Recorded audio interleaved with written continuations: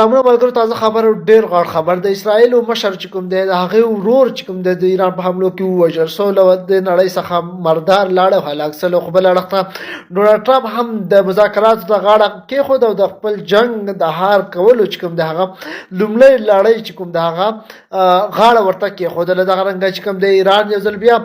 هغه پاسداران انقلاب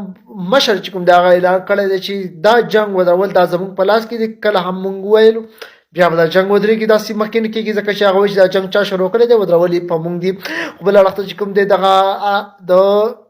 ایران نوی ولسمشر چې کوم دی هغه خپل پلار په چپړې په غېږ کې نیولی دی، ورته ویلي دي چې زه به د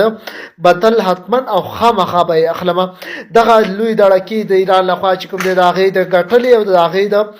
وطن د ویاړ او د فخر دغه فیصلې او دغه چې کوم خپلواکۍ او د غلامۍ زنځیرونه یې دغه ته مات کړل او د امریکې او د اسرایلو په سترګو کې سترګې ورکړې د خپل ملک او د خپل وطن دفاع